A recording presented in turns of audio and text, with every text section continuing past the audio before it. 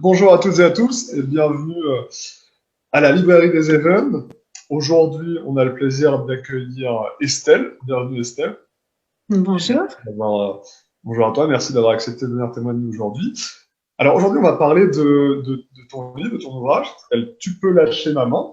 On peut voir ici, aux éditions Témoignage City, et qui, si je ne me trompe pas, pardon, est paru en mars dernier, en mars 2021.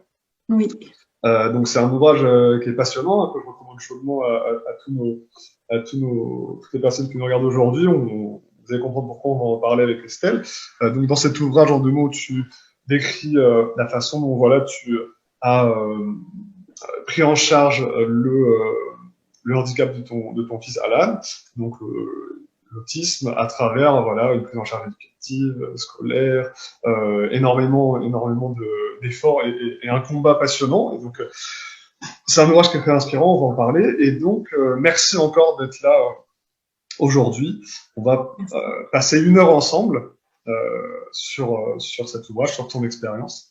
Et voilà, j'espère que ça va intéresser un maximum de personnes, en particulier de parents qui peuvent être confrontés également à des problèmes similaires avec leurs enfants. Alors Estelle, c'est compliqué de diagnostiquer l'autisme, en particulier chez les enfants. De mémoire, je crois que le diagnostic sur ton fils, c'est aux alentours de ses 2 ans, 3 ans. Est-ce que tu peux nous dire un petit peu comment ça s'est passé, tant de ton côté, peut-être les premiers signes indicateurs. Je me souviens que tu parles notamment de situations où voilà, tu trouves ton fils tout seul dans la chambre quand tu le laisses 10 secondes pour aller chercher un truc et tu le retrouves à ne rien faire, par exemple, et là, ça t'alarme un petit peu. Et puis ensuite, peut-être tu peux nous parler de la partie plus médicale, entre guillemets, ou quand tu commences à voir les médecins, pour la partie diagnostic, toujours. Alors en soi, c'est pas particulièrement compliqué de poser un diagnostic d'autisme. Il faut surtout avoir des professionnels hyper formés. Et ça, dans un pays comme le nôtre, en France, ça coupe pas les rues. Donc, effectivement, dans un pays comme la France, c'est compliqué d'obtenir un diagnostic parce il y a peu de professionnels. Il y a des listes d'attente hyper importantes dans les centres de diagnostic. Donc c'est souvent en fait les parents qui diagnostiquent leur enfant. Alors ils vont pas forcément poser le mot précis, le diagnostic d'autisme. Bon moi ça a été mon cas. C'est vrai que j'ai pensé à l'autisme et je suis incapable de dire pourquoi parce que c'était de la pure intuition. Et je n'y connaissais absolument rien en plus à l'autisme. C'est ça J'allais qui dire que tu n'avais pas eu de précédent dans ton entourage, la famille, les amis. rien du tout. Il y a personne qui est concerné ni dans ma famille, ni dans mon entourage. Moi, la seule référence que j'avais de l'autisme, c'était le film Rain Man, quoi. Donc, c'est pour dire. Donc, en plus, très cliché. Malgré tout, voilà, j'ai quand même pensé à l'autisme et je suis encore une fois incapable de dire pourquoi. Mais donc, c'est vrai que c'est souvent les parents, en fait, qui décèlent, voilà, une multitude de détails, de signes qui inquiètent. D'autant plus quand on est parent une seconde ou une troisième fois, parce que moi, j'avais déjà ma fille, hein, donc j'avais quand même des éléments de comparaison. Donc, donc voilà, c'est vrai que Alan, il y a quand même eu un changement en quelques semaines qui a été à Alan quand il était tout bébé, enfin de la naissance en gros jusqu'à 18 mois. C'était un enfant qui se développait tout à fait normalement, qui était hyper souriant, hyper joyeux. Enfin, il y avait, quand on Ouais, regarde pas les de signe vidéos, extérieur. il y avait rien du tout. Et c'est vrai que ce qui était marquant chez Alan, c'est que c'était un enfant qui était particulièrement joyeux, hyper souriant, qui pleurait quasiment jamais, qui avait fait ses nuits à un mois, enfin, le bébé idéal. Vraiment, moi je dis c'était le bébé idéal. Vraiment, c'était. Et puis, bah voilà, il y a eu je sais pas, il y a eu quelque chose ou comme une cassure un peu, et en quelques semaines, voilà, il a commencé à s'éteindre en fait, on va dire, et puis à devenir particulièrement absent ou particulièrement agité. On était très souvent dans ces deux extrêmes. C'est ça qui était très déstabilisant en fait. Il n'y avait pas vraiment de juste milieu. Et donc rapidement, tu essaies de prendre rendez-vous. Et si je me trompe pas, et c'est ça qui est assez impressionnant, c'est que d'emblée, tu es confronté à des difficultés dans ton recrutement administratif, parce que si je me rappelle bien, tu as ton premier rendez-vous qu'on te propose 18 mois plus tard, c'est ça? C'est ça, c'est à partir du moment où moi j'ai pensé à l'autisme, j'ai contacté directement le centre ressources autisme de Toulouse, l'hôpital de la Grave. Voilà, j'étais super inquiète et je dis écoutez, moi je pense que mon fils est autiste, est-ce que vous pouvez me donner un rendez-vous très rapidement, quoi. Et c'est là qu'on m'a annoncé un premier rendez-vous, parce qu'il y en avait d'autres après, un tout premier rendez-vous dans 18 mois. On m'a annoncé ce délai, quoi. Enfin, en fait, c'est la première fois où c'était vraiment ce jour-là, c'est la première fois où j'ai été complètement confrontée à toutes les défaillances du système. En fait, ça a été le premier mur que je me suis pris avant beaucoup d'autres, mais ça a été vraiment la première fois où je me suis dit mais où est-ce que je suis là? C'est d'autant plus marquant que finalement, dans l'autisme, a priori, plus la prise en charge est tôt, mieux elle se fait. Exactement. C'est prouvé scientifiquement depuis longtemps. C'est vrai que l'avantage, c'est que le cerveau des tout petits est très malléable, on va dire. Donc, plus on les prend en charge tôt et plus les perspectives d'avenir sont positives en général, bien sûr. Ouais. Donc, il y avait urgence, quoi. Enfin, moi, je le savais pas à l'époque, mais. Alors finalement, tu arrives quand même, c'est ça, à avoir un rendez-vous plus tôt? Alors, en fait, non, pas du tout. C'est-à-dire que j'ai supplié, j'ai pleuré, j'ai hurlé. J'ai pas du tout réussi à obtenir un rendez-vous. Donc, en fait, ce que j'ai fait, c'est que j'ai cherché tout de suite un autre moyen d'obtenir ce diagnostic. Donc, via les réseaux sociaux, j'ai appelé à l'aide en fait sur les réseaux. Et heureusement, je suis tombée sur une personne qui a complètement changé le cours des choses, c'est-à-dire qu'elle m'a orientée tout de suite vers une personne qu'elle connaissait sur Toulouse et qui travaillait en libéral et qui alors certes il fallait payer, mais bon moi c'était pas le problème, moi j'avais absolument besoin de ce diagnostic. Donc, je me suis dit tant pis, il faut payer, je paye, mais le délai n'avait absolument rien à voir, quoi. Et en plus là, on avait vraiment de la chance parce qu'elle avait elle était justement spécialisée dans les diagnostics des tout petits, parce qu'en France, à l'époque, il faut savoir qu'Alan était vraiment une exception.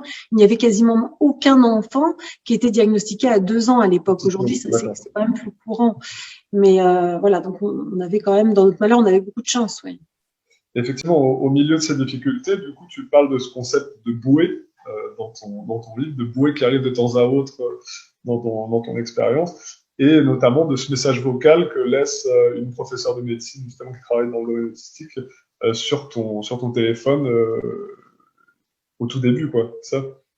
Oui, je parle de bouée parce que c'est vrai que c'est un peu comme ça que je le ressens dans ma tête, enfin que je le ressentais, c'est-à-dire que à chaque fois il y avait la bonne personne ou l'événement qui faisait que on avançait, que qu'il y avait des solutions qui se présentaient comme ça petit à petit. Et en fait, on a la chance, maintenant elle est à la retraite, mais on avait la chance d'avoir le professeur Bernadette Roger, donc qui est mondialement connue, qui a été pionnière dans les prises en charge éducatives dans l'autisme. Et moi, justement, quand j'avais tenté d'avoir un rendez-vous désespérément là auprès de l'hôpital de la Grave, la personne que j'ai eue au téléphone, en fait, je pense que je l'ai touchée. Et puis le fait que ce soit un petit, donc il n'avait même pas 2 ans, ça l'a vraiment interpellée. Et du coup, elle en a parlé à son supérieur, qui en a parlé au professeur Bernadette Roger. Et qui un jour, j'ai écouté mes messages et c'était elle qui me laissait un message. Et pour moi, c'était comme si j'avais pendu au bout du fil, quoi. Ouais. Je savais que j'avais beaucoup de chance à ce moment-là. Ouais. Et alors, au moment où finalement tu comprends, via notamment les diagnostics de l'équipe médicale, qu'effectivement c'est bel et bien un syndrome autistique, parce qu'au début il y a quand même le doute qui affecte ton fils. Comment tu réagis? Parce que effectivement dans le livre on voit que tu utilises un vocabulaire guerrier, plan de bataille, combat, on sent que t'es guerrière et que t'en veux, que t'es motivé, et c'est ultra inspirant. Est-ce que ça a été comme ça dès le début, ou est-ce que tu as eu une phase où effectivement tu as dû prendre un peu sur toi pour accuser le coup, entre guillemets, et ensuite tout de suite te remettre en scène pour prendre en charge? Alors, en fait, quand j'ai eu la confirmation du diagnostic, malgré que je m'y attendais, parce que j'en étais convaincue, j'en étais sûre, je me suis pris la plus grosse claque de toute ma vie. Enfin, comme je dis, mon monde s'est complètement effondré ce jour-là, vraiment. Et non, je me suis pas mise en mode guerrière tout de suite, loin de là. J'ai mis vraiment un peu de temps à accuser le coup. J'ai dû pendant des semaines, tous les matins, je me réveillais en pleurant. Enfin, c'était vraiment quelque chose où j'ai eu beaucoup de mal à l'accepter. Et sauf que bon, je suis quand même pas de nature à m'apitoyer sur mon sort, et j'ai un besoin vital de trouver des solutions. Moi, j'ai toujours fonctionné comme ça. Quel que soit le problème qui se pose, j'ai absolument besoin de trouver des solutions. Parce que ça me met dans un état dans lequel je ne peux pas rester, en fait. Donc quand j'ai commencé à m'intéresser à ce nouveau monde dans lequel je venais d'être téléportée, en quelque sorte, quand j'ai découvert le milieu de l'autisme, donc en France, dans un premier temps, quand j'ai commencé à passer des heures sur Internet et à lire les témoignages des parents, etc., là, j'ai eu peur. Je me suis dit, mais attends, où est-ce que j'ai atterri, quoi. J'ai très vite compris que tout allait être hyper compliqué, que tout allait être un parcours du combattant, etc. Et j'ai surtout compris que mon fils était vraiment mal barré, j'ai envie de dire, parce que j'ai compris qu'il y avait rien qui était réellement mis en place pour l'aider, quoi. Oui, c'est pas comme si vous apprenez que votre enfant a une grave maladie, vous l'amenez à l'hôpital où il est pris en charge par une équipe immédiatement de spécialistes, de vrais scientifiques, etc. Et puis vous pouvez vous reposer sur eux, leur faire confiance. Alors l'autisme, c'est pas du tout ça n'a rien à voir. Vous apprenez que votre fils est autiste et dans un second temps, vous vous rendez compte qu'il y a rien. En fait, c'est un peu ça. Et à l'époque, ça l'était. Alors peut-être légèrement moins aujourd'hui, mais à l'époque c'était complètement ça. Il y avait quasiment rien. Et puis vous découvrez que pour le scolariser, là on n'en parle même pas. Bon, il n'avait pas encore l'âge, mais bon. Enfin, vous découvrez que tout est archi compliqué. Et puis c'est très déprimant parce que vous comprenez aussi très vite que il n'y a que grâce à une excellente prise en charge cognitive, éducative, comportementale, etc., qu'il a toutes les chances de progresser. Sauf que ces prises en charge-là, en gros, elles n'existent quasiment pas. Donc, comment tu as fait du coup pour gérer toute cette pression finalement qui retombait en grande partie sur tes épaules?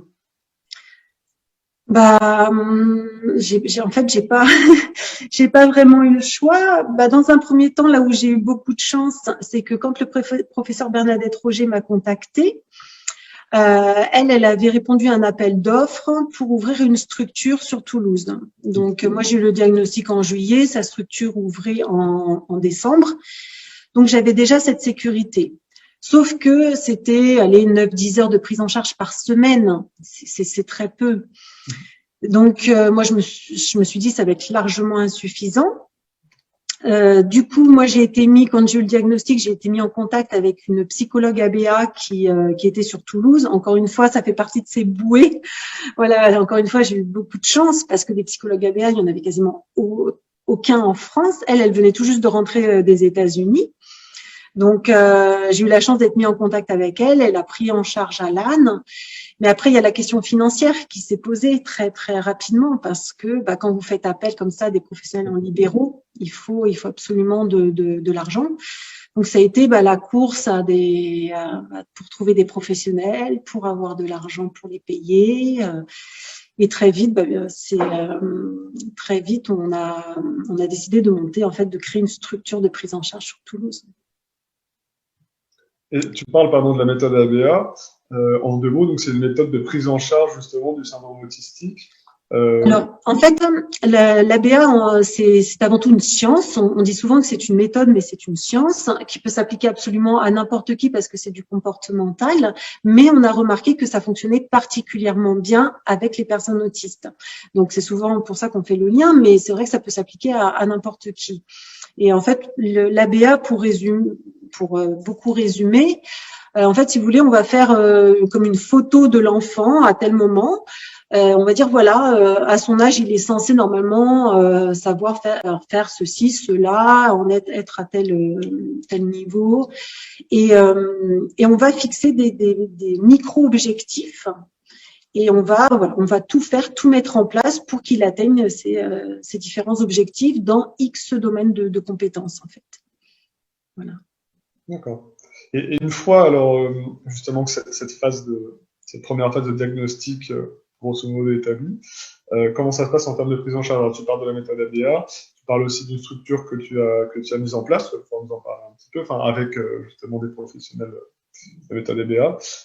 Tu parles aussi beaucoup de la MDPH, Maison des personnes handicapées, et de l'aide financière qu'elle t'apporte à certains moments, même si c'est parfois difficile à obtenir. Je ne sais pas si tu peux nous expliquer un petit peu toute cette entrée vraiment dans la phase de prise en charge de ton fils d'une façon très concrète pour peut-être justement les parents qui nous regarderaient aujourd'hui qui veulent le même.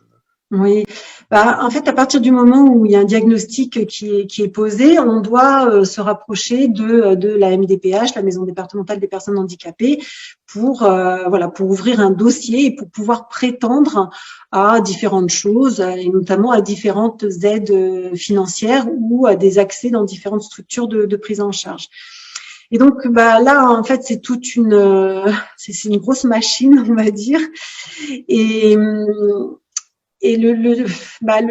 toute la difficulté, c'est d'obtenir ces fameuses aides financières, donc faute de structure, pour pouvoir payer des professionnels en libéral. Et c'est très compliqué parce que en général, c'est très très rare que dès la première demande, on obtienne ce qu'on veut. C'est-à-dire qu'il faut. Moi, personnellement, j'ai quasiment toujours contesté les décisions de la MDPH. C'est-à-dire que je faisais une demande, ils rendaient leur décision qui ne m'allait absolument pas, qui était complètement insuffisante. Du coup, je contestais. Du coup, je passais en CDAPH, voilà, qui est une grande, un peu comme un tribunal, j'ai envie de dire. Mais il faut rien lâcher. Il faut se battre, contester, réclamer tout le temps. En plus, ils rendent souvent des décisions pour 1 an. Donc, ça veut dire qu'ils mettent 4 mois à rendre leur décision. Il se passe quelques mois, il faut recommencer. Du coup, il faut se battre pour obtenir des délais beaucoup plus longs. Enfin, c'est sans fin, quoi. C'est usant. Mais il y a que comme ça. Parce que sinon, vous êtes forcé de vous tourner vers les établissements publics où il y a en général des centaines et des centaines d'enfants sur liste d'attente, quoi. Donc, vous pouvez attendre en général très, très, très longtemps. Donc, il faut absolument trouver d'autres solutions. Alors, tu parles justement de ce problème de l'attente, notamment à partir du moment où tu envisages de scolariser ton fils, puisqu'il commence à grandir au bout de plusieurs années. Et tu parles notamment de la problématique des AVS. Alors, on va en parler un petit peu, parce que ça donne lieu à un événement, l'événement de la grue, dont on va parler aussi. Donc, et le problème que tu soulignes au départ, c'est que il n'y a pas toujours d'AVS finalement le jour de la rentrée, ou d'aide à la vie scolaire pour accompagner ton fils ou les autres enfants qui souffrent d'un syndrome autistique le jour de la rentrée. Et donc, dans ce cadre-là, tu choisis, si je me souviens bien, de doubler, c'est-à-dire l'AVS que tu es censé recevoir via l'éducation nationale d'un autre ministère, tu le doubles via une autre AVS que tu recrutes de ton côté. Comme ça, tu te dis le jour J, si jamais il n'y a pas d'AVS, au moins j'en aurai une de mon côté, ce qui ne manque pas d'arriver. Exactement. Voilà. C'est-à-dire que, en fait, Alan, en gros, n'a jamais eu d'AVS du rectorat, en fait, comme ça se passe normalement. C'est-à-dire qu'on fait une demande d'AVS et le rectorat envoie quelqu'un. Et moi, je connaissais tellement. Alors déjà au début, le problème s'est pas posé puisqu'Alan a été scolarisé dans une école Montessori, donc hors contrat. Donc là, le problème se posait même pas. Donc c'est moi qui ai embauché, formé, et recruté mes propres AVS. Mais c'est vrai qu'à partir du moment où Alan en fait est rentré à partir du CP dans une école classique. Moi, comme j'étais déjà dans le milieu depuis un bon moment, que j'ai été en contact avec énormément de familles, etc., je savais comment ça se passait. Donc, effectivement, en général, le jour de la rentrée, il n'y a pas d'AVS. Elle arrive 1 mois, 2 mois plus tard, ou voire pas du tout. Ou alors, souvent, c'est des personnes qui n'ont absolument aucune formation, donc ça se passe pas très mal, etc. Donc, Moi, j'ai toujours refusé de me retrouver dans cette situation. J'ai toujours refusé de faire subir cette situation à mon fils. Donc, j'ai continué. J'ai continué à embaucher mes propres AVS, donc avec l'accord bien sûr de la directrice. Mais s'il n'avait pas été d'accord, de toute façon, j'aurais changé d'école. Et voilà, donc j'ai cherché une école où c'était OK. Et voilà, et c'est toujours moi qui les ai recrutés. Donc, effectivement, comme tu disais, j'ai quand même joué le jeu, j'ai fait ma demande en bonne et due forme auprès de la MDPH, mais j'avais envie de dire, c'était juste pour leur prouver à quel point ils étaient défaillants et pour leur prouver que, bah oui, j'avais raison de recruter moi-même mes AVS, puisque les AVS, l'AVS, elle n'était pas là, quoi. Donc, et c'est exactement ce qui s'est passé. L'AVS ne s'est pas pointé le jour de la rentrée, mais moi, heureusement, j'avais tout prévu, j'avais pris les devants et j'avais recruté quelqu'un. Et alors, pour justement te faire entendre, il y a un épisode qui est marquant dans ton histoire, c'est celui où tu décides un soir de monter sur une grue le lendemain matin pour finalement voilà, mettre en place des banderoles et alerter un petit peu l'opinion publique, mais aussi le monde médical sur les problèmes liés à la prise en charge des enfants atteints de syndrome autistique. Est-ce que tu peux nous expliquer un petit peu quel a été le sens de ta démarche et puis comment ça s'est passé et si finalement ça aboutit à quelque chose ou pas? Alors, en fait, ce qui s'est passé, c'est que c'est l'AVS à ce moment qui était là à ce moment-là, c'était une AVS que j'avais moi-même donc recrutée.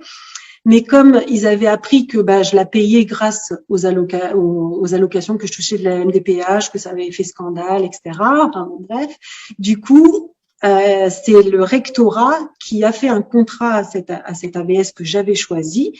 Donc, elle avait son contrat, c'est le rectorat qui l'a payé, etc. Donc, ça s'est réglé comme ça. Et le problème, c'est que les contrats des AVS à l'époque étaient, enfin toujours maintenant, mais très précaires. C'était des contrats d'1 an, renouvelables 1 an. Et donc, au bout d'1 an, moi, je vais chercher Alan à la sortie de l'école. Et elle me dit, écoute Estelle, moi je termine, on vient de m'annoncer que je terminais dans quelques semaines, quoi. Et c'était c'est 2 mois avant la fin de l'année scolaire. Donc, je me suis dit, mais c'est pas possible. Et là, elle m'explique, elle me dit, si je veux renouveler mon contrat 1 an de plus, je dois faire un stage de 80 heures dans un autre établissement. Du coup, ça voulait dire que Alan se retrouvait sans AVS du jour au lendemain, que j'étais obligée de le déscolariser parce que Alan ne pouvait pas aller à l'école sans AVS, c'était pas possible. Moi, je travaillais. Et là, je me suis dit, mais donc ça voulait dire qu'il fallait que je quitte mon boulot, que je déscolarise Alan. En fait, ça a été clairement la goutte d'eau, quoi. En fait, c'est ce que je dis souvent, c'est-à-dire qu'il faut le remettre dans le contexte. Ça, c'était en 2014. Alan, il a été diagnostiqué en 2007. Et donc, pendant 7 ans, moi, j'avais passé tout mon temps à me battre pour tout, quoi, pour tout.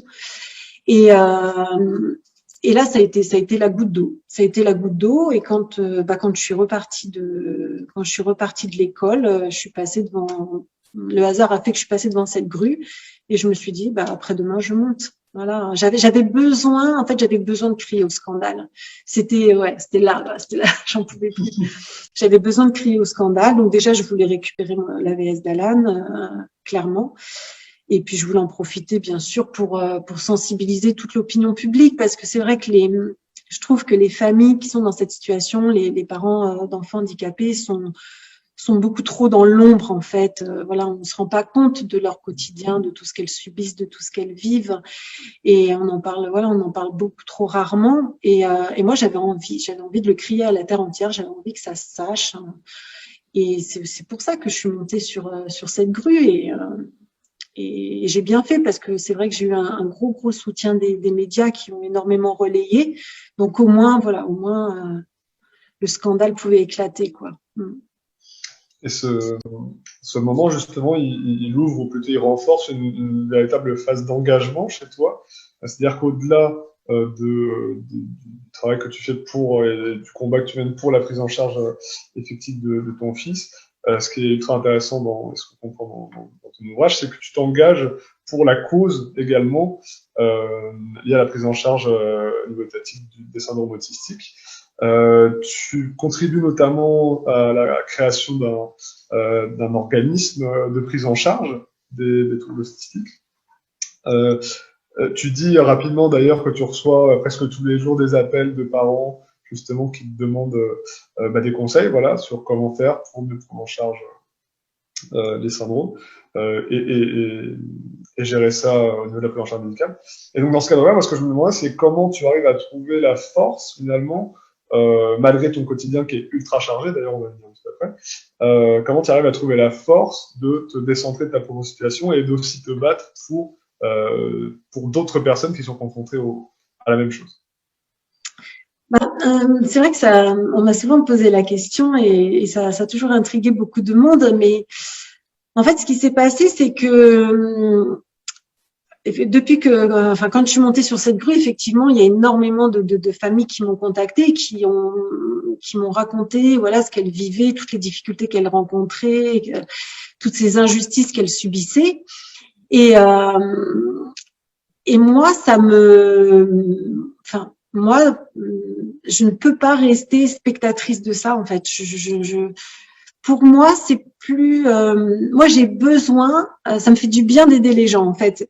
C'est-à-dire que cette situation me révolte tellement que j'ai besoin d'agir, en fait. J'ai besoin d'être actrice de tout ça. J'ai besoin de faire bouger les choses. J'ai besoin d'apporter ma pierre à l'édifice. Et comme je le dis dans mon livre, chaque famille que j'arrive à aider, c'est pour moi à chaque fois un pas de plus vers un monde meilleur, vers un monde plus juste. Et ça me fait du bien. Ça me fait du bien parce que sinon j'ai l'impression que je me consume sur place, que je suis spectatrice de ce carnage et je peux pas rester là à rien faire. Donc c'est pour ça souvent je dis mais j'ai pas vraiment de mérite parce que moi le fait d'aider les autres, ça me fait du bien. Voilà, ça m'aide à avancer. Je suis plus sereine, plus heureuse. Donc voilà. Effectivement, on sent que c'est extrêmement dynamique dans le livre, ce qui m'amène à te demander d'un point de vue professionnel comment tu as réussi à gérer cette prise en charge quotidienne finalement de ton fils depuis sa naissance et puis surtout depuis le diagnostic, avec une vie professionnelle qui est quand même très chargée. Hein. Je crois que tu crées ton entreprise au départ, au moment où le diagnostic est placé. Ensuite, tu trouves d'autres emplois, tu fais pas mal de choses. Et voilà, je sais pas si tu peux nous en parler un petit peu. Oui, moi j'avais créé mon entreprise 1 an avant qu'Alan soit diagnostiqué. J'ai réussi à la maintenir pendant 4 ans.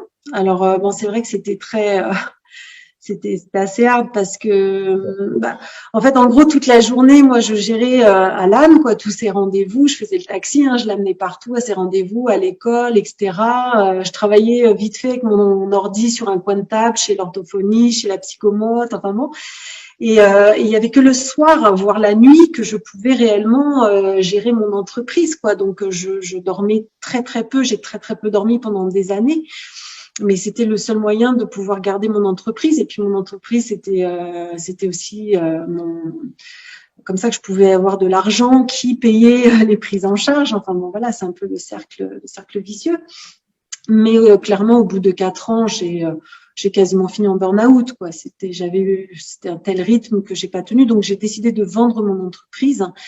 Et là, effectivement, j'ai pris un boulot purement alimentaire pendant quelques temps, où je commençais très très tôt le matin, et du coup, ça me laissait les après-midi de libre pour pouvoir gérer la structure de prise en charge, voilà, que j'avais créée avec les professionnels.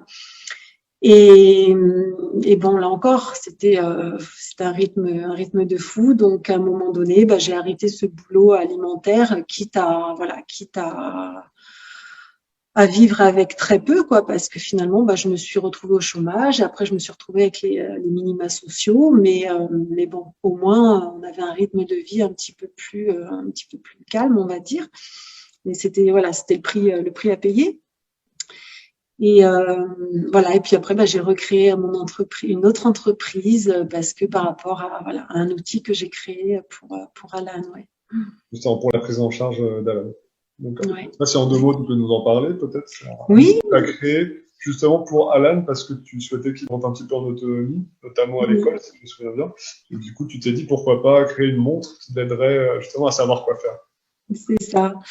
C'est tout à fait ça. En fait, Alan, il avait à peu près 10 ans à l'époque et bon, il avait bien évolué, hein, bien sûr. Il savait faire pas mal de choses, mais c'est vrai qu'il y avait aucune prise d'initiative de sa part. Il y avait très très peu de choses qui étaient spontanées et du coup, il fallait que je sois constamment derrière lui à lui répéter tout le temps ce qu'il devait faire, quoi. Donc moi, ça m'épuisait. Lui, il le supportait pas, clairement. En plus, c'était vraiment une époque où Alan, il avait pris toute conscience de sa différence, de son handicap. Il comprenait beaucoup de choses à l'époque. Et ça le mettait très en colère. Il le vivait pas très bien. Donc, quand j'étais tout le temps derrière lui à lui répéter ce qu'il devait faire, il le vivait encore moins bien, quoi, parce qu'il sentait cette dépendance, cette différence, voilà, tout ça ressortait et ça le mettait très en colère. Ça t'explique que ce soit pour retirer son manteau, ses souliers, etc. Il fallait Voilà, vraiment lui dire texto, quoi, à chaque fois. c'est ça. Pour tout, il fallait que je lui dise tout, que je le répète sans cesse, quoi. Et du coup, à un moment donné, je me suis dit, bon, il faut que je trouve un outil, il faut que je trouve quelque chose qui puisse le guider dans tous les actes du quotidien, sans que ce soit moi, sans que je sois constamment derrière lui. En fait, je suis simplement partie de ce constat-là. Et donc, évidemment, au début, j'ai commencé à penser au smartphone. Donc, j'ai regardé les applications, etc., si je pouvais envoyer des notifs et tout. Et puis, finalement, je me suis dit, bon, le smartphone, c'est pas du tout une solution parce que Alan, bon, il est autiste, il est atteint de troubles cognitifs, il a un trouble de l'attention, donc forcément le smartphone ou la tablette, il va forcément l'oublier quelque part. Et je me suis dit, en fait, je vais passer mon temps à lui courir après avec le téléphone ou la tablette en lui disant, regarde, le téléphone te dit de faire ci, te dit de faire ça. Donc finalement, ça ne réglait pas du tout le souci. Donc, à force de réfléchir, à un moment donné, Eureka, j'ai eu l'idée de la montre connectée, quoi. Je me suis dit, mais en fait, la montre connectée, ça serait l'idéal parce qu'il l'aurait toujours fixé au poignet et c'est la montre, en fait, qui pourrait le guider dans toutes les tâches du quotidien et lui dire, tu fais ci, tu fais ça, etc. Et puis, il m'aurait pas tout le temps sur le dos, quoi. Donc, voilà. Moi, j'étais convaincue que ça existait. Donc, j'ai acheté direct une montre connectée. Et quand j'ai reçu la montre, j'ai cherché l'appli, en fait, telle que moi, je me l'imaginais. Et je l'ai jamais trouvé, donc je me suis dit, je vais l'inventer, quoi, tout simplement. Voilà. Alors, en parallèle, tu expliques quelque chose de très intéressant. Hein. Tu dis que tu arrives, toujours dans le registre pro, à obtenir le statut d'aidant, c'est ça, si je ne me trompe pas? Oui. Et voilà, et justement pouvoir avoir un revenu de la part du corps administratif qui reconnaît effectivement ton travail et qui te permet de mieux prendre en charge ton fils, c'est ça? Oui. Le statut d'aidant pour moi était très très important parce que je passais tellement de temps, enfin tellement de tout mon temps pour m'occuper de lui et j'avais quand même sacrifié ma vie professionnelle. Mais en fait, si vous voulez, normalement, un enfant devrait être pris en charge par une équipe de professionnels. Ça devrait être limpide, ça devrait être logique, ça devrait se passer comme ça. C'est-à-dire que nous, on devrait normalement pouvoir garder notre place de maman. Sauf qu'en fait, non, on devient psychologue, on devient EduxP, on devient chauffeur de taxi. On est obligé d'enfiler je ne sais combien de casquettes. On ne devrait pas avoir à occuper tous ces rôles-là. Mais c'est la société en fait qui nous amène à ça. Donc à un moment donné, vous pouvez pas avoir le beurre et l'argent du beurre. On veut bien faire le boulot des vrais professionnels, mais à un moment donné, il faut qu'on ait cette reconnaissance pour ça. Donc oui, pour moi, c'était super important que je sois reconnue en tant qu'aidante familiale de mon fils et que je sois rémunérée pour ça. Parce que normalement, il devrait rémunérer des gens pour s'occuper de mon fils. Donc, Et dans le cadre de cette prise en charge, est-ce que vous avez beaucoup de soutien? Je pense notamment à vos amis, à votre famille. Vous parlez beaucoup de votre fille, par exemple, qui vous a beaucoup aidé. Je ne sais pas si on peut en parler un petit peu. Oui, bien sûr. Oui. Moi, encore une fois, j'ai eu beaucoup de chance parce que donc j'ai une fille qui a 10 ans de plus qu'Alan et qui m'a toujours énormément aidée. Elle est merveilleuse. Je peux pas dire mieux. Elle adore son petit frère. On est très proches toutes les deux et elle s'est énormément impliquée. Et bon, alors j'ai envie de dire encore une fois, le système est injuste parce que elle a pas eu l'enfance et l'adolescence qu'elle aurait dû avoir. C'est-à-dire que là encore une fois, normalement, c'était pas son rôle. C'est-à-dire que elle s'est formée malgré elle à l'autisme parce que elle baignait dedans et puis parce que elle devait agir avec Alan de telle ou telle manière. Et donc elle s'est formée et puis elle voyait que j'avais tellement besoin d'aide moi aussi qu'elle m'a beaucoup aidée. Enfin, on s'est énormément soutenus et heureusement qu'elle était là, hein, franchement. Oui. Et au quotidien, Estelle, vous rencontrez plein de difficultés administratives dont on a beaucoup parlé, mais au-delà de ça, vous parlez d'autres difficultés plus terre à terre, par exemple la question du regard des autres. C'est pas évident, notamment au début, vous parlez d'épisodes de crise quand vous allez faire des courses, des choses comme ça. Quel conseil vous donneriez aux parents justement pour aller au-delà de ça et pour pas être trop impacté par cette difficulté du regard des autres qui peut parfois être dur? Alors oui, c'est très très dur, hein. C'est un exercice qui est quand même très difficile. Je pense qu'il faut pas trop se mettre la pression par rapport à ça parce que je pense que ça demande forcément du temps. On peut pas s'habituer au regard des autres comme ça du jour au lendemain. Mais malgré tout, je pense qu'il faut rapidement se construire une sorte de carapace. Il faut se protéger de ça. Et moi, j'ai pas tellement de recettes entre guillemets pour ça. Je pense que c'est une question à un moment donné, on a comme un déclic. Moi, ça a été un peu ça. J'ai eu un déclic où à un moment donné, je me suis dit, je m'en fous. Enfin, peu importe ce que les gens disent, peu importe ce qu'ils en pensent, peu importe les jugements, voilà, qu'il comportera sur moi ou sur lui. Moi, je sais pertinemment ce qu'il en est. Moi, je garde de vue le bien-être de mon fils avant tout. Je reste focalisée là-dessus et j'essaye d'écarter, de faire abstraction de tout le reste. Donc certes, c'est très difficile, mais au bout d'un moment, on y arrive parce que de toute façon, c'est une façon de se protéger et pour ça, la nature est très bien faite.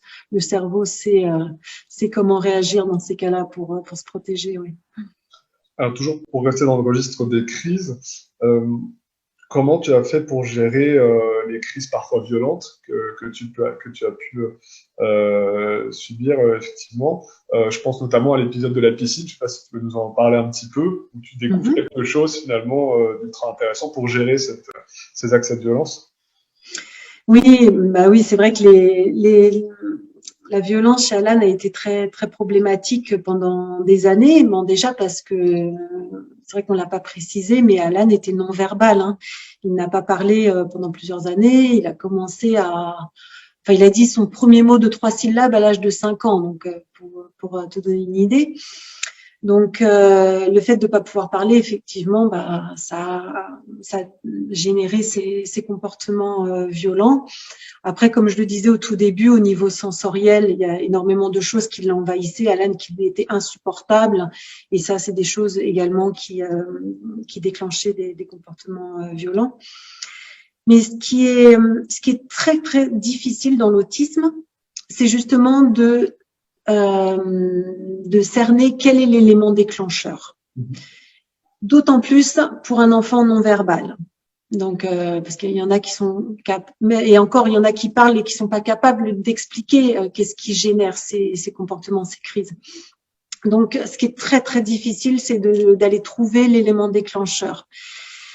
Et des fois, ça relève d'une véritable enquête. Et c'est vrai que moi, ce jour-là, avec cet épisode de la piscine, j'ai quelque part trouvé la clé, enfin une des clés. Puisqu'après la violence a complètement disparu pendant 1 an et demi. Mais tu peux nous expliquer l'épisode justement de l'épisode, oui. C'est pas indiscret parce que c'est vrai que c'est ultra intéressant pour comprendre en fait quel est le mécanisme très concret qui t'a permis d'arrêter. Ouais, c'est très logique en fait, mais il fallait c'est loin c'est pas évident. En fait, ce qui s'est passé, c'est que moi j'ai dit à Alan voulait aller à la piscine, donc je dis bon Alan, on va à la piscine, tu prépares tes affaires, etc. Donc je vois qu'il commence à se préparer et il se met un bout de scotch sur la bouche. Et là, je comprends pas. Et d'habitude, il avait déjà fait ça, mais c'était pour s'empêcher de crier, pour s'aider à se contrôler. Et là, je comprenais pas parce que je lui dis, bah, en général, il fait ça quand il sait que la situation va le contrarier. Mais là, il avait vachement envie d'aller à la piscine. Donc, je lui dis, bah, tu veux pas aller à la piscine? Et donc, il me dit, alors il enlève le bout de scotch, il me dit, si je veux aller à la piscine. Il remet le bout de scotch. Je suis bon. Donc, on va pour partir à la piscine, il l'enlève. Non, enfin, c'est moi qui lui enlève. Je dis, Alan, tu peux pas sortir comme ça, avec ce bout de scotch sur la bouche. je vais me prendre les services sociaux.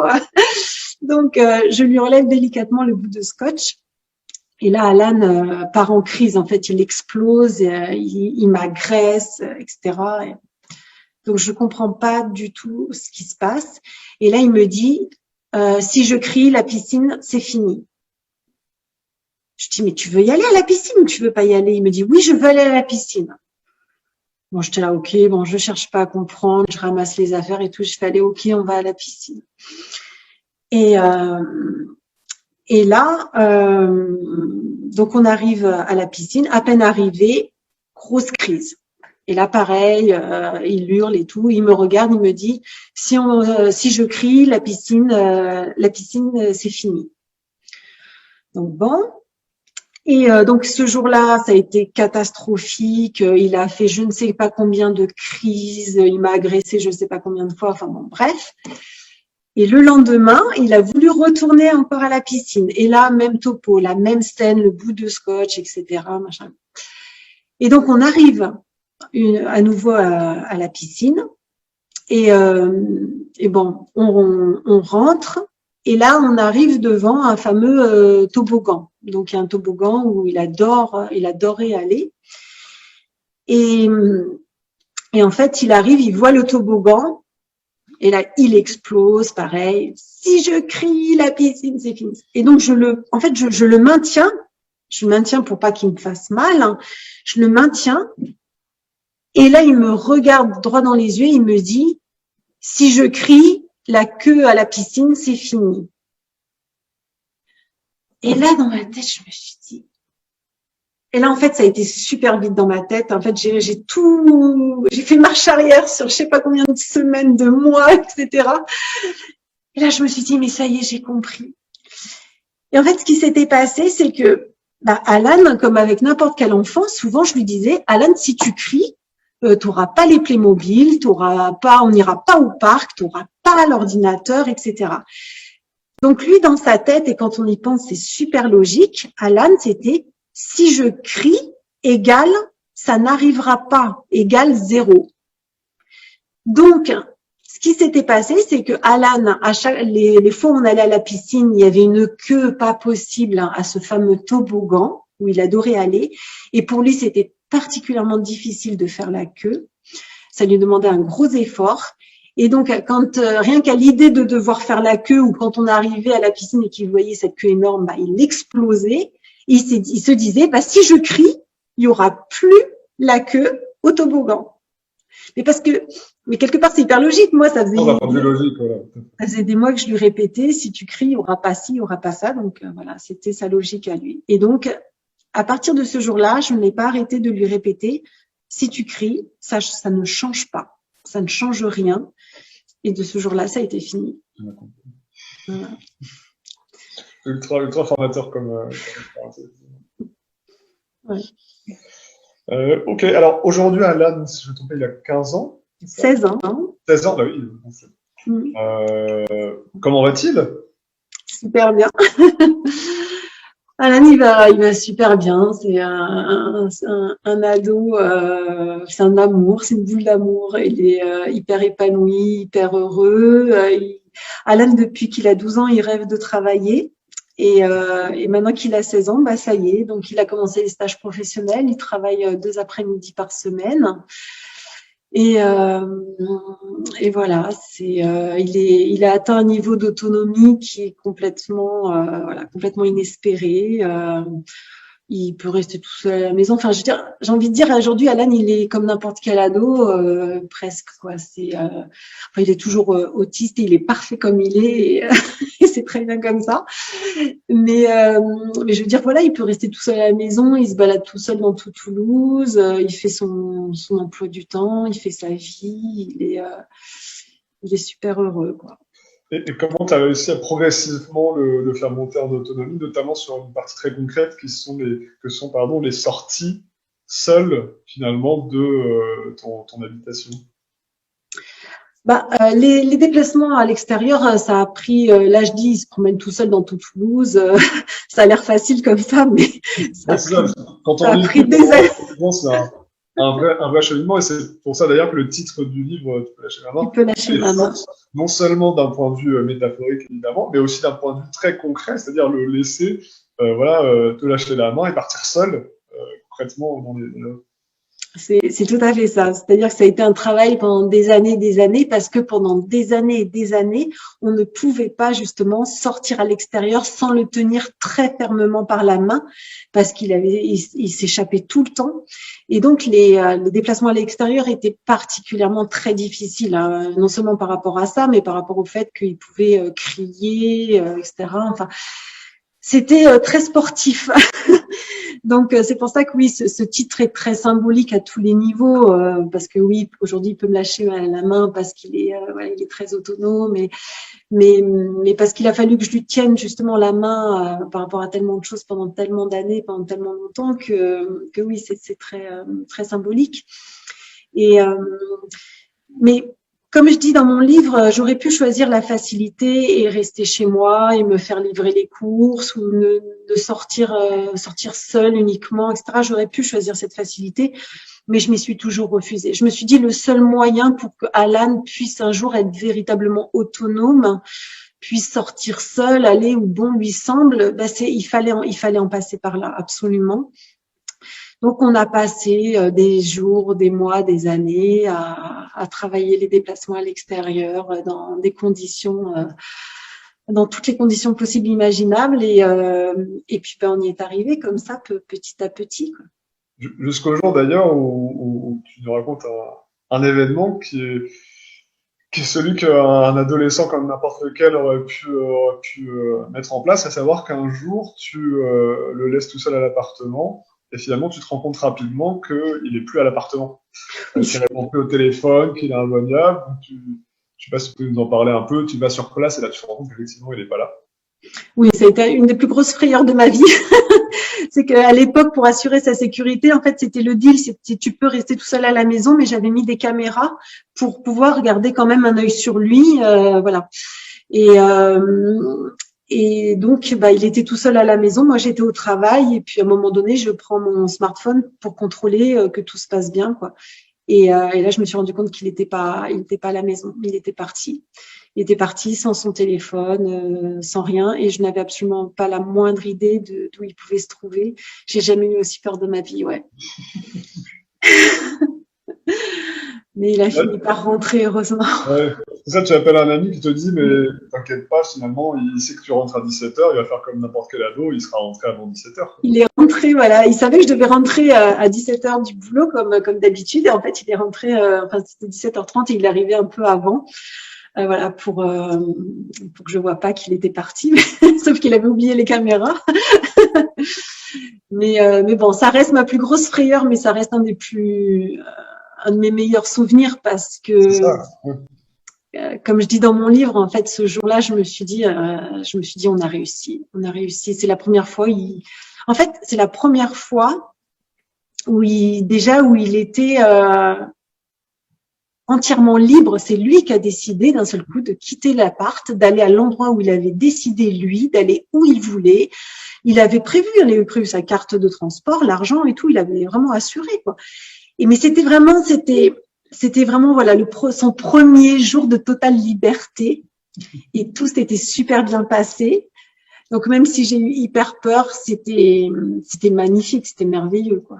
Et là je me suis dit ouais, clairement on a réussi. Il a réussi. Ouais. Estelle, pour finir, je voulais revenir sur la partie des réseaux sociaux. Pourquoi? Parce que on se rend compte finalement dans ton livre que tu utilises beaucoup les réseaux sociaux à la fois pour communiquer avec d'autres familles, pour trouver du soutien, pour partager aussi les bonnes pratiques, les conseils pour approcher l'administration, tenir les bonnes prises en charge, etc. Tu me parles aussi de cagnotte que tu as réussi à organiser pour collecter de l'argent dans des moments critiques pour des besoins bien précis. Voilà, est-ce que toi, ça t'a servi beaucoup, du coup, à ce titre-là, les réseaux sociaux, ou est-ce que tu as d'autres moyens aussi de partager ton expérience et avec celle des autres pour vous enrichir mutuellement? Alors oui, les réseaux sociaux, ça reste vraiment un outil très précieux, hein, d'autant plus que les familles concernées, touchées par le handicap sont souvent très isolées. On voit souvent l'entourage qui disparaît assez rapidement, malheureusement.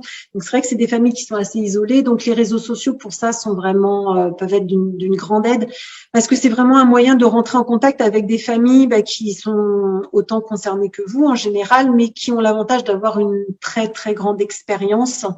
Et ça, l'expérience, c'est ce qui voilà, ça fait partie des choses les plus précieuses, parce que ce sont des personnes qui avant vous ont essuyé pas mal de plâtre et savent exactement ce qu'il faut faire, pas faire, qu'il faut aller voir, qu'il faut surtout éviter, etc. Donc ça reste une source d'information très très précieuse. Mais il faut quand même malgré tout rester très vigilant, parce que le milieu du handicap est quand même un milieu où toute personne en grave difficulté devient une personne assez vulnérable, parce que on est vraiment en quête, on est tellement en quête de solutions. Des fois, on est tellement au fond du seau qu'on serait prêt à tout et n'importe quoi pour s'en sortir. Donc, j'ai envie de dire, c'est un peu le revers de la médaille. Il faut rester très très vigilant, parce que il peut y avoir aussi de tout et n'importe quoi. Mais sinon, bien sûr, je pense qu'il ne faut pas hésiter à se rapprocher des associations, parce qu'encore une fois, c'est des personnes qui ont une connaissance très très approfondie du sujet, qui sont vraiment spécialisées sur telle maladie, tel syndrome, etc. Donc ça, c'est hyper important. Mais bon, moi, je suis aussi partisane comment dire. Je pense que c'est super important, au-delà des réseaux sociaux, au-delà des associations, d'aller vraiment à la pêche aux infos. Mais parce que c'est ça, Internet, voilà. Et puis d'aller aux infos, mais pas n'importe lesquelles. Je veux dire les vraies informations, les vraies sources scientifiques, et puis aller voir aussi surtout ce qui se fait à l'étranger. Hein. Ah oui, tu en parles plusieurs fois. Et oui. Tu vas jusqu'à aller également dans les ministères, rencontrer vraiment des personnels qui ont en charge des politiques publiques de prise en charge des syndromes autistiques en France. Je sais pas si tu peux nous en parler un petit peu. Il y a un épisode où effectivement tu vas sur place carrément rencontrer les... Oui, j'ai été reçue à l'Élysée, j'étais reçue au ministère à l'Élysée, parce que c'est vrai que moi j'ai un côté très militante. Non seulement je suis montée sur cette grue, mais on a organisé avec d'autres parents des opérations grues après, voilà, pour soit sur des cas soit pour une famille bien précise, soit pour la cause de manière générale. Donc on a mis pas mal de bazar à plusieurs reprises, mais c'est malheureusement le seul moyen de faire bouger les choses. Et puis finalement ça a payé, parce que tu vois une vraie différence par rapport au début en termes de prise en charge par les porteurs. Les choses ont quand même bougé. Alors on est encore à des années-lumière de ce que ça devrait être. Honnêtement, faut pas non plus s'enflammer. Donc oui, les choses bougent. Doucement, mais beaucoup trop doucement, quoi. Mais c'est vrai que la situation aujourd'hui est quand même différente de celle que j'ai connue quand Alan a été diagnostiqué à 2 ans. Mais elle reste catastrophique. Faut être lucide. Elle reste catastrophique. Moi, encore aujourd'hui, je reçois quasiment tous les jours des témoignages de familles dans des situations mais complètement ubuesques, complètement scandaleuses. Enfin, ça reste vraiment déplorable, même si ça évolue. Alors justement, pour finir, à ces familles et à ces parents dans une situation similaire à la tienne, quel conseil tu leur donnerais pour vraiment garder la niaque, garder cet esprit combatif, encore une fois, qu'on a tout au long de ton livre, qui est fascinant, ce côté guerrier, ce côté, voilà, c'est un combat à mener, c'est un plan de bataille, il faut avancer, il y a des victoires, il y a des échecs, on s'enrichit des échecs, on avance, etc. Quel conseil tu leur donnerais, voilà, aux parents qui sont dans la même situation que toi, et qui auraient effectivement des moments de mou, des moments de difficulté, pour qu'ils restent à fond motivés? Eh bien, En fait, ça fait partie pour répondre à ta question, ça fait partie des raisons pour lesquelles j'ai écrit ce livre. Parce que moi, je n'avais pas, à l'époque, je n'avais pas, comme Alan était vraiment pionnier des prises en charge éducatives, etc., et qu'il y avait quasiment rien. Moi, je n'avais pas vraiment d'exemple auquel me raccrocher, en fait. Et ça m'a énormément manqué. Et j'espère que mon livre sera inspirant par rapport à ça, parce que ça prouve tout simplement que malgré les mille et une difficultés qu'on peut rencontrer, ça prouve que quand on lâche rien, quand il y a vraiment cette persévérance, on peut arriver à des résultats incroyables. Et c'est en ça où je pense que Alan alors il est loin d'être le seul, heureusement, il y a plein d'autres exemples, et je pense qu'il faut aller chercher ces exemples-là pour pouvoir trouver la force de continuer à avancer, pour trouver la force de se battre.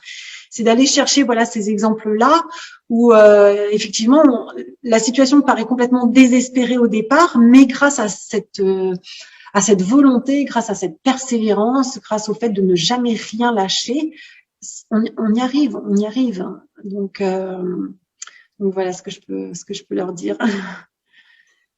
Eh ben, un grand merci, Estelle, pour cette intervention, ce témoignage ultra enrichissant sur ton expérience. Je redonne pour nos éditrices et nos éditeurs les références de ton ouvrage, justement, dans lequel tu décris tout ce dont on vient de parler. Donc, Tu peux lâcher ma main, d'Estelle Ast, aux éditions Témoignage City. N'hésitez pas, très motivant, très intéressant, très enrichissant. Merci encore, Estelle. Merci beaucoup. Merci à toutes celles et ceux qui nous ont écoutés. On espère que ça va vous être utile. Et voilà, si vous avez des questions maintenant ou dans l'avenir, n'hésitez pas à les mettre sous le chat ou à les envoyer directement à Estelle ou à One Life, pardon, pour voilà, qu'on puisse les traiter. C'était un plaisir. Merci beaucoup. Merci bien. Merci. Bonne journée, bon week-end. Bon week-end.